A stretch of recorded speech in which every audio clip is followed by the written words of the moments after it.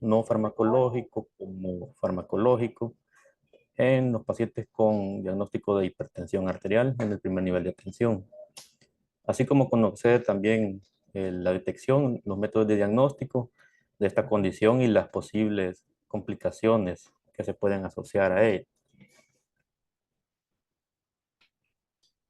Según la Organización Mundial de la Salud, se tiene que en la región de las Américas, lo que corresponde a las enfermedades no transmisibles son responsables del 80% de las muertes. Pero de esto lo más preocupante es que el 35% se deben a muertes precoces o prematuras, ¿verdad? Es decir, en personas menores de 70 años. Cuando hablamos de El Salvador, decimos que es acerca de 1 millón de personas que están afectadas por enfermedades no transmisibles. Y de estas, la prevalencia de la hipertensión corresponde al 37%. Entonces, en los últimos años se ha visto de que ha ocurrido una transición epidemiológica, donde las primeras 4 causas de muerte desde hace varios años representan lo que están representadas por lo que es las enfermedades no transmisibles o complicaciones de esto. Y se ha visto de que ha habido una tendencia en aumento en los últimos años, ¿verdad? De esto. Entonces, es realmente una problemática que ha tomado bastante relevancia en los últimos años debido a la carga, tanto en la morbilidad como en la mortalidad y en los costos asociados de los servicios de salud. Cuando hablamos de hipertensión, para decir que hay hipertensión, debe haber una elevación sostenida de lo que es la presión arterial. Puede ser una elevación de la presión arterial sistólica o de la presión arterial diastólica. Cualquiera de las dos que esté elevada, nosotros hablamos de que es hipertensión arterial. Decimos que hay hipertensión cuando estos valores son iguales o mayores a 140/90 milímetros de mercurio. Algo que es bien importante destacar es que esta toma o esta medición de presión debe ser medida de manera correcta en dos o más ocasiones. Es, este, lo, es muy frecuente de que existan errores a la hora de tomar o de medir la presión arterial. Entonces, también la OPS, en vista de la relevancia que han tomado la hipertensión y el desarrollo de enfermedad cardiovascular, ha desarrollado lo que es una estrategia en los últimos años, denominada HARS. Esta es una estrategia que busca incorporarse a los sistemas de salud preexistentes y se está abordando, incorporando en múltiples países de la región de las Américas. Entonces, esta estrategia HARS, en realidad, cada letra es un acrónimo, ¿verdad? Donde cada letra representa cada uno de los pilares de esta estrategia. Entonces, la H se refiere a lo que son los hábitos. Aquí hablamos de todo lo que son los estilos de vida saludables y la consejería y el asesoramiento que debemos dar a los pacientes. ¿Verdad? Tenemos que asesorar a los pacientes sobre los principales factores de riesgo para desarrollar enfermedad cardiovascular. Luego la E, que se refiere a lo que es la evidencia. Entonces, aquí hablamos de lo que es los protocolos clínicos basados en la evidencia. El objetivo de todo esto es estandarizar lo que es el abordaje clínico en el manejo de la hipertensión. Y eso es lo que se basa o se fundamenta el grueso de lo que es esta presentación, ¿verdad? Luego la A se refiere a lo que es el acceso a medicamentos y tecnologías. Aquí va todo lo relacionado a la información sobre medicamentos y se refiere también a lo que es la adquisición, la cuantificación, la distribución y la gestión de todos los suministros y medicamentos. En esto no vamos a profundizar mucho. Y luego la R, que representa el riesgo cardiovascular. Esto es muy importante porque de acuerdo a la estratificación del riesgo cardiovascular, nosotros vamos a dirigir lo que es las metas, ¿verdad? De las presiones arteriales de los pacientes. Esto se obtiene a través de múltiples estudios, ¿verdad? Que se han hecho en las regiones con cierto rigor estadístico para que nosotros podamos calcularlo, como vamos a ver más adelante. Luego la T se refiere a lo que es el trabajo basado en equipos multidisciplinarios, ¿verdad? Donde son múltiples disciplinas las que debemos trabajar en conjunto para poder abordar lo que es la hipertensión. La S se refiere a lo que son los sistemas de monitoreo, que como el nombre lo dice, aquí se encarga de monitorear e informar acerca del manejo y la prevención, ¿verdad? Aquí también este monitoreo se logra a través de lo que son ciertos indicadores estandarizados y herramientas para la recopilación de datos, ¿verdad? De manera mensual, semestral o anual. Es importante para para diagnosticar hipertensión, lo primero que necesitamos es tomar correctamente la presión arterial. Entonces, la OPS en su campus virtual tiene lo que es un curso virtual sobre la medición precisa de la presión arterial. Un curso que es completamente gratuito y en línea, ¿verdad? Que podemos realizar. Está, lo podemos realizar tanto personal médico como enfermería y salud comunitaria. Se recomienda que aproximadamente cada 6 meses, al menos cada 6 meses, lo estemos realizando para tener clara siempre clara lo que es la técnica para la toma de la presión arterial. Entonces, para tomar la presión arterial es de seguir una serie de pasos. El paso uno, que es seleccionar un dispositivo automático o un dispositivo validado, ¿verdad? La OPS en este curso nos muestra un recurso, un documento donde está la lista de todos los dispositivos que son validados o certificados por la Organización Panamericana de la Salud. Ellos siempre recomiendan utilizar de preferencia uno automático. Automático es cuando nosotros presionamos el botón y él solo se insufla, ¿verdad? Y cuando se va desinflando el manguito, entonces va midiendo la presión arterial. Y semiautomático es cuando nosotros somos que lo inflamos a través de la perilla. Si no disponemos de esto, también los lineamientos nos dicen que podemos utilizar un tensiómetro aneroide y un estetoscopio para ocultar el pulso y medir la presión arterial. Luego el paso 2 es seleccionar el tamaño del brazalete apropiado. Existen diferentes tamaños de brazalete para adultos. Están el pequeño, el mediano y el grande, ¿verdad? Este, vamos a saber que está bien o que es el tamaño adecuado porque para empezar cuando lo ponemos no debe quedar demasiado apretado ni demasiado flojo. Deben caber al menos 2 dedos debajo del brazalete. Estos tienen unas marcas. El primero es una marca donde debe ir lo que es la arteria braquial. Y la segunda, que es una marca horizontal. Cuando nosotros colocamos el brazalete, esta marca de la arteria debe quedar dentro de este rango de la marca horizontal. Si nos queda por fuera, pues necesitamos uno más grande, o si queda por dentro, pues uno más pequeño. El paso 3 sería preparar a la persona para medir la presión arterial. Hay ciertas condiciones que pueden alterar la medida de la presión arterial. Por ejemplo, si la persona está ansiosa o tiene miedo, si la persona tiene algún dolor, si la persona ha venido caminando. Si ha venido caminando, debemos esperar por lo menos 5 minutos antes de tomar la presión arterial. También si ha fumado o si ha consumido café o té o alguna otra bebida energizante.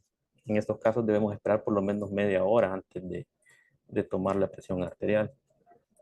Todo esto, si no lo consideramos, nos puede dar lecturas imprecisas y por lo tanto a llevar a errores en el diagnóstico y en el manejo de los pacientes con hipertensión. Una vez que ya hemos seguido los pasos anteriores, lo siguiente sería medir la presión arterial. Durante las mediciones es importante que el paciente no esté hablando, no debemos estar hablando con el paciente durante la toma. Si es la primera vez que nosotros vamos a ver al paciente, tenemos que tomar la presión arterial en ambos brazos. Si hay uno de los dos brazos que tiene la presión o una medición más alta. Entonces ese es el brazo que vamos a seleccionar para hacer las lecturas siguientes. Debemos esperar un intervalo de 1 minuto, por lo menos, y volverlo a tomar en el brazo que lo hayamos más alto. Luego esperamos otro minuto y hacemos una tercera lectura en ese brazo.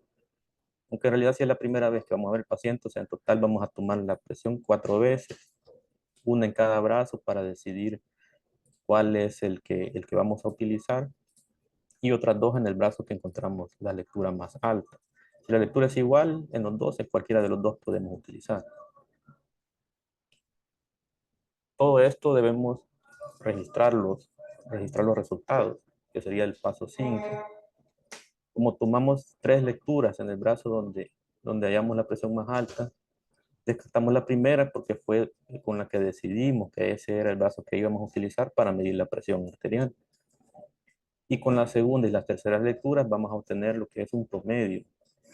Vamos a sumar la presión arterial sistólica de la segunda lectura con la de la tercera lectura. Las vamos a dividir entre dos. Y en este ejemplo sería 148 más 152. Dividido entre 2 sería 150. Esa sería la presión arterial sistólica. Y con la diastólica igual hacemos de la misma manera. Sumamos la presión diastólica de la segunda toma con la de la tercera. La dividimos entre 2. En este ejemplo sería 97 el resultado. Entonces, acá obtenemos un promedio, ¿verdad? Con este promedio es que nosotros vamos a tomar decisiones, bien sea de inicio de tratamiento o de intensificación del tratamiento.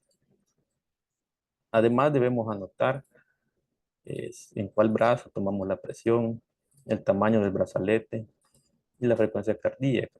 Y otros datos que también deben estar en el expediente, ¿verdad? Como la fecha, la edad, si es hombre o mujer y si está con tratamiento antihipertensivo. Entonces, para resumir, ¿verdad? Todo debemos considerar a la hora de tomar la presión, no debe estar conversando con el paciente, el brazo debe estar apoyado también a la altura del corazón y el manguito debe estar en un brazo sin ropa, ¿verdad? No puede estar sobre la manga de la camisa o sobre un suéter, mucho menos, ¿verdad? Porque eso nos puede dar lecturas incorrectas. Además, debemos utilizar el tamaño del manguito adecuado, los pies deben estar apoyados sobre el suelo. El paciente no debe tener las piernas cruzadas, ni debe tener ganas de ir al baño. Y la espalda debe estar apoyada en el respaldo. Todo esto, si no lo consideramos, nos puede dar lecturas inadecuadas. Si no tenemos una lectura adecuada, una medición correcta de la presión arterial, prácticamente estamos dando un abordaje a ciegas. Entonces, en base a esas lecturas, según los valores que obtuvimos, podemos clasificar la presión arterial. Si es menor a 120, la presión arterial sistólica, y la presión arterial diastólica es menor a 80, decimos de que es una presión óptima en un paciente sano. Si está entre 120 a 130, la sistólica o la presión diastólica, entre 80 y 84, decimos que es normal. Si la presión está entre 131 y 139 y la diastólica entre 85 y 89, decimos que es normal alta. Esto que nos diga que es normal alta no significa que debemos indicar al paciente lo que es cambios en el estilo de vida, ¿verdad? Identificar si tiene factores de riesgo que podamos modificar y aconsejarlo para que los modifique, porque en estos pacientes en algún momento pueden desarrollar hipertensión arterial, lo que antes se conocía como prehipertensión. Ahora bien, si está el valor de la presión arterial sistólica está entre 140 y 159, o la presión arterial diastólica de 90 a 100, podemos decir que es una hipertensión de grado 1. Si es la primera vez que nosotros vemos a estos pacientes con estos valores en el grado 1, debemos indicar siempre modificaciones en el estilo de vida y citarlo en un periodo no mayor a 2 semanas para confirmar el diagnóstico. Ahora sí, la presión arterial sistólica es mayor a 160 o la diastólica mayor o igual a 101. Entonces, a partir de aquí, aunque sea la primera consulta, nosotros Debemos, además de indicar el tratamiento no farmacológico, cambios en el estilo de vida, también debemos valorar el inicio del tratamiento farmacológico. Y grado 3 sería mayor a 180 la sistólica y la diastólica mayor a 110. Y la hipertensión sistólica aislada sería la sistólica mayor a 140 y la diastólica en rango normal. Si acaso encontramos evidencia de daño a órgano blanco, aunque en cualquiera de los grados, si es la primera vez, ya sabemos de que es una hipertensión arterial crónica. De acuerdo a la etiología, podemos dividir a la presión arterial en primaria, que va a ser la mayoría de los casos, el 90% de los casos, y esta por lo general es de origen genético, y aquí influyen múltiples factores como la obesidad, el sedentarismo, el tabaquismo, el consumo de alcohol excesivo, entre otras causas. Ahora hablamos de hipertensión secundaria, que va a ser solamente el 10% de los casos. Aquí, cuando se debe a otras causas, ¿verdad?, que la están produciendo.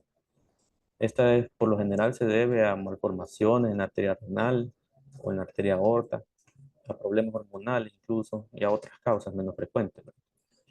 Esta va a ser más frecuente en niños y en jóvenes, y es importante que si se identifica el problema que la está originando y se trata, puede llegar a curarse, ¿verdad? Vamos a sospechar de que es una hipertensión secundaria en todos los pacientes con hipertensión antes de los 20 años o después de los 50 años de edad. Aquí es más frecuente encontrar presiones arteriales mayores a 180 sobre 110 milímetros de mercurio. Y además también en este tipo de hipertensión secundaria es más frecuente la presencia de daño a órgano blanco. Aquí hablamos de retinopatía hipertensiva grado 2, de enfermedad renal, cardiomegalia o hipertrofia del ventrículo izquierdo. De acuerdo al daño a órgano blanco, lo podemos dividir en tres estadios.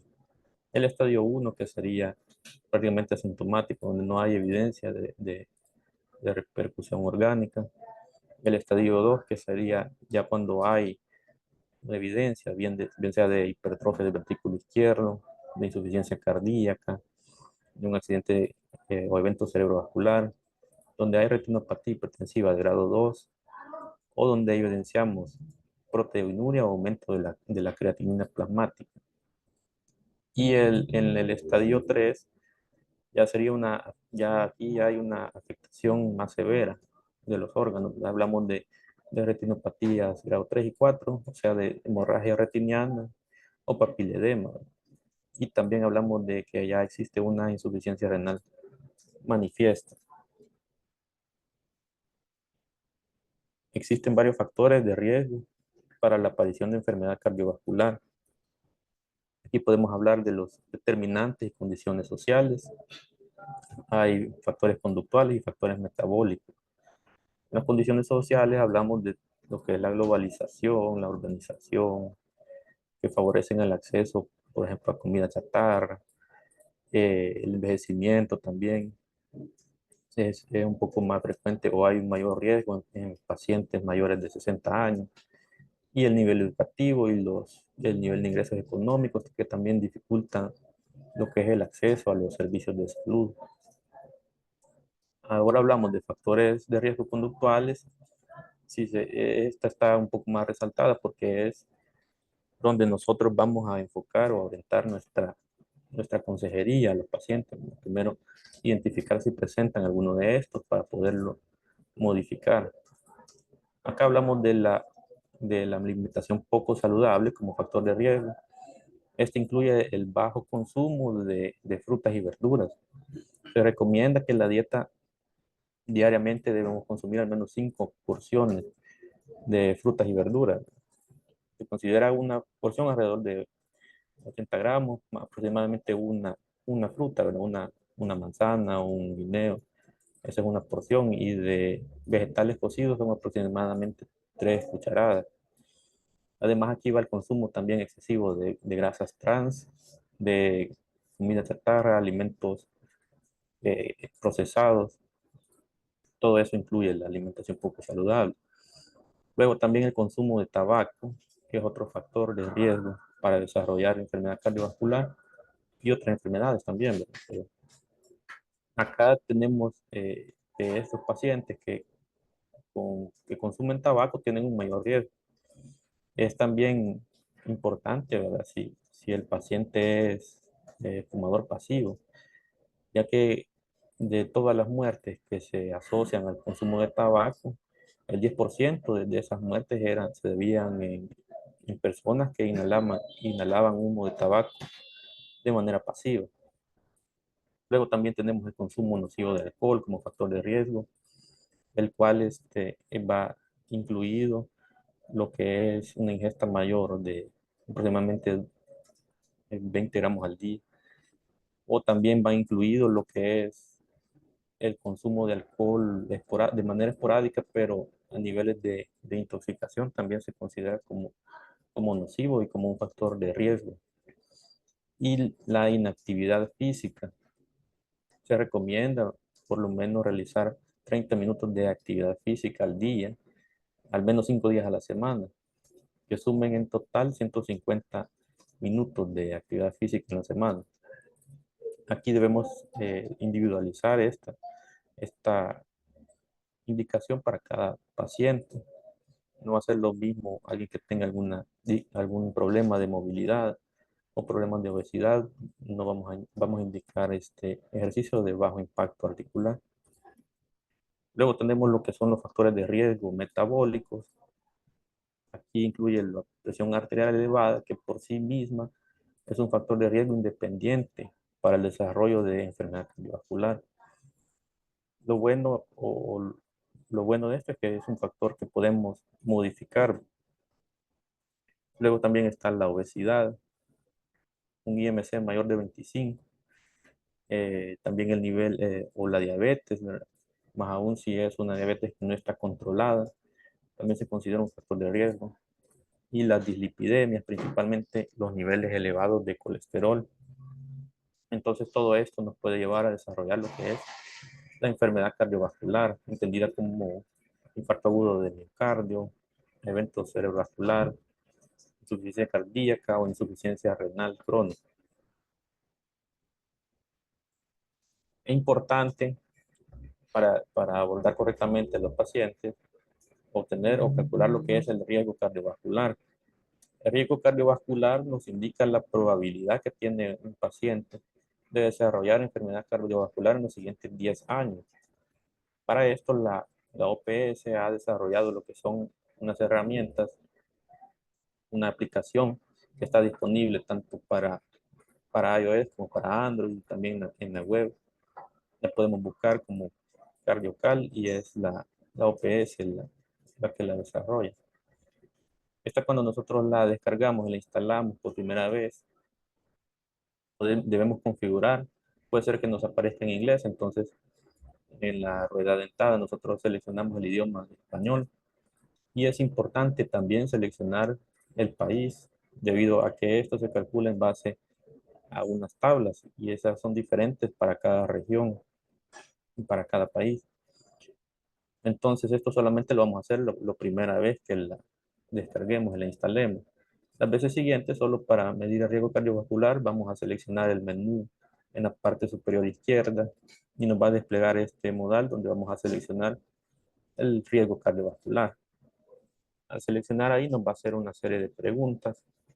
Si el paciente tiene historia de enfermedad cardiovascular, si tiene enfermedad renal crónica, si tiene diabetes y si conocemos los niveles de colesterol total.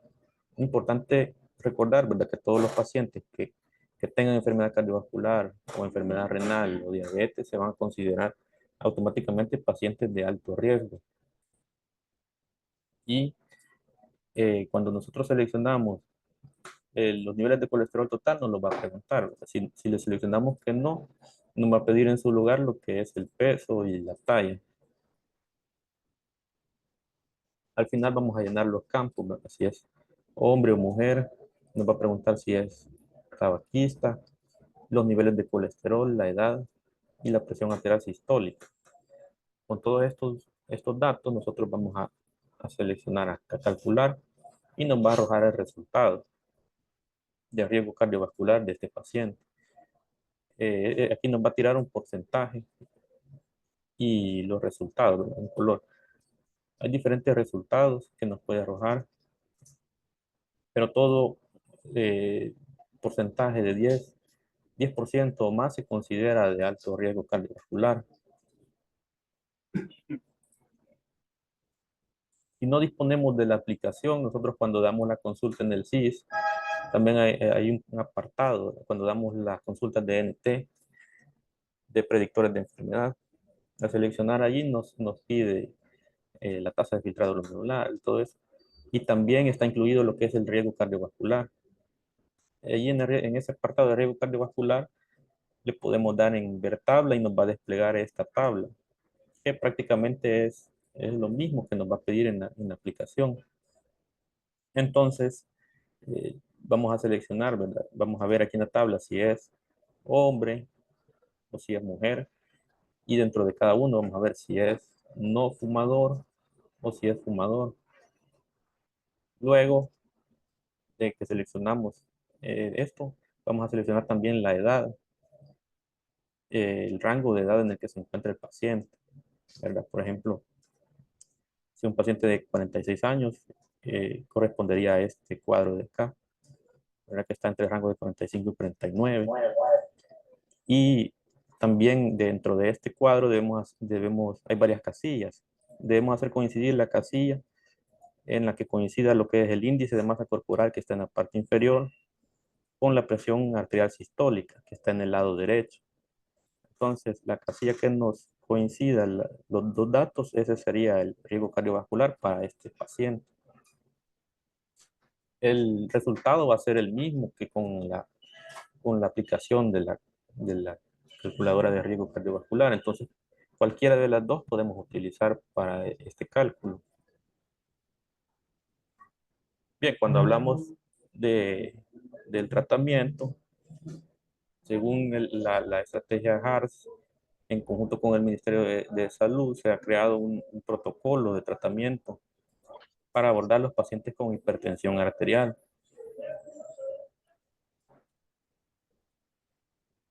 Esto incluye, en primer lugar, lo que es la lectura precisa de la presión arterial.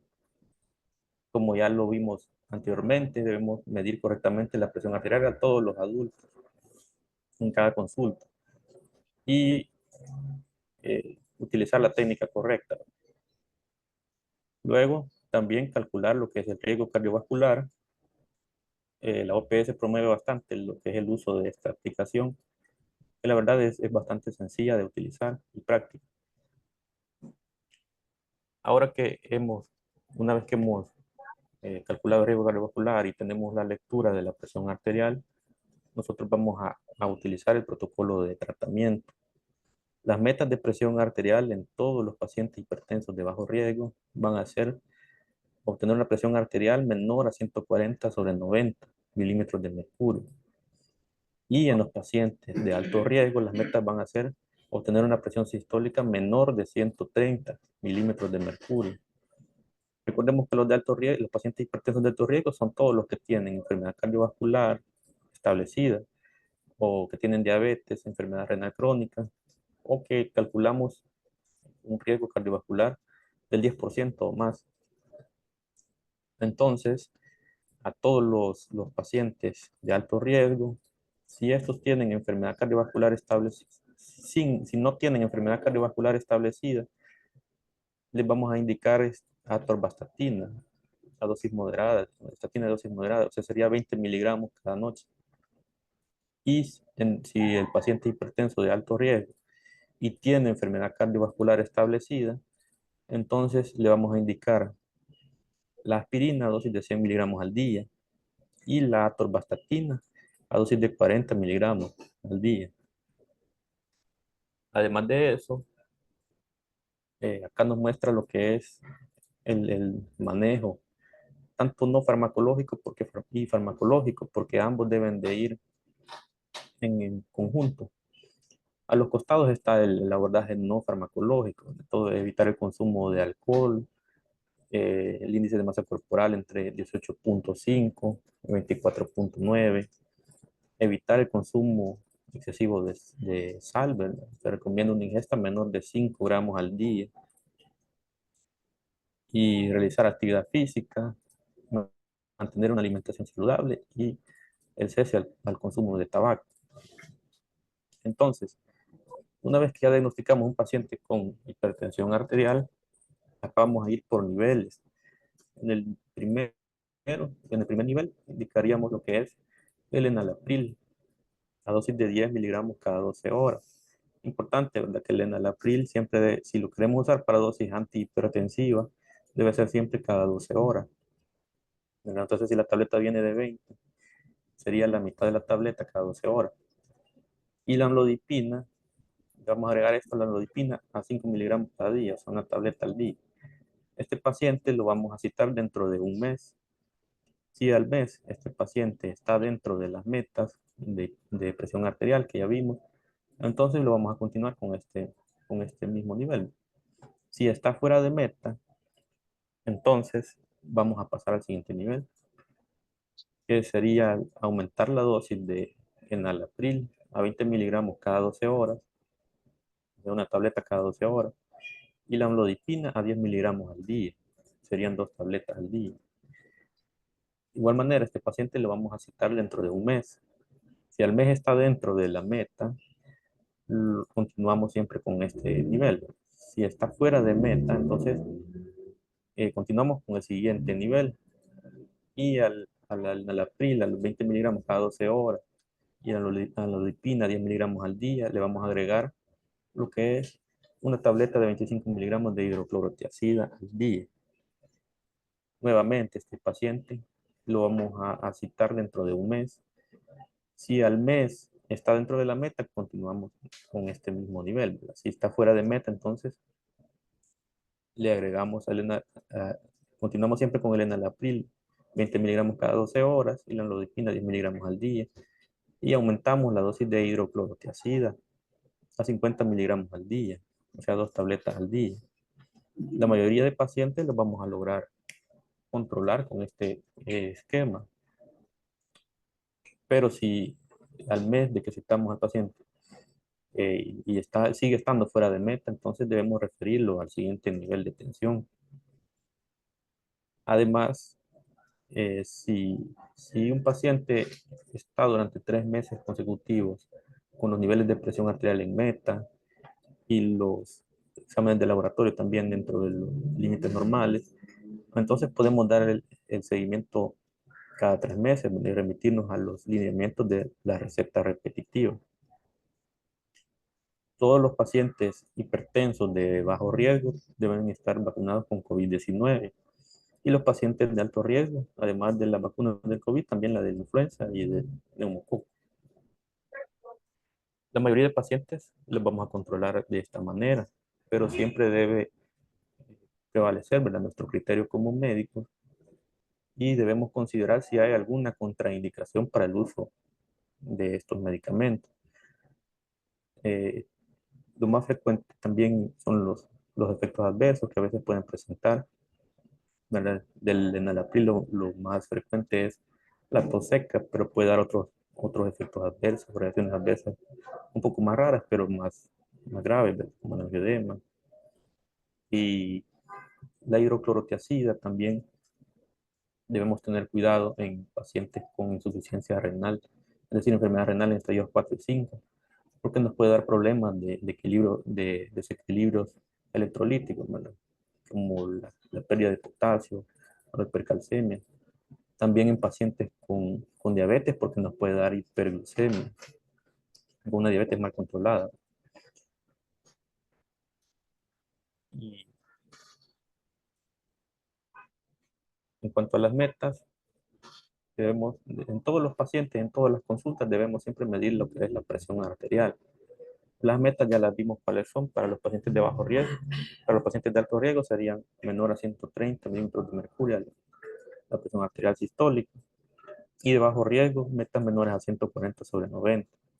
También debemos medir lo que es la circunferencia de la cintura, que es un índice cardiometabólico, que en los hombres debe ser menor a 102 centímetros y en las mujeres menor a 88 centímetros, así como el índice de masa corporal, que debe ser siempre menor a 24,9 y mayor a 7,5 kilogramos por metro cuadrado.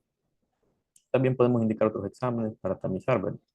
De glicemia en ayunas, el colesterol, también todo el perfil lipídico debemos indicarlo para calcular el riesgo cardiovascular, que debe ser el colesterol siempre menor a 200 miligramos por decilitro. Si tenemos disponibles las HDL, LDL, también se le pueden indicar. Y los triglicéridos, que por supuesto deben estar menores a 150 miligramos por decilitro. Siempre debemos orientar sobre el consumo nocivo, ¿verdad? Del tabaco y del alcohol. La recomendación siempre es no fumar. Los controles de seguimiento, como ya vimos, pueden ser cada 3 meses si el paciente está controlado. También estos pacientes se deben referir al grupo de autoayuda, que deben reunirse por lo menos una vez al mes. Además, siempre debemos brindar consejería de acuerdo al factor de riesgo individual de cada paciente y modificarlo. Y prescribir siempre el ejercicio como medicina, al menos una vez cada 6 meses.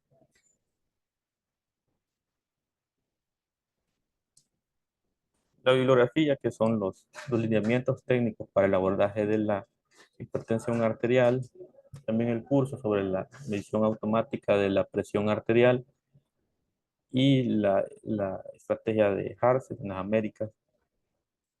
Que también existe también un curso de esto en la plataforma del campus virtual de la OPS que también podemos realizar.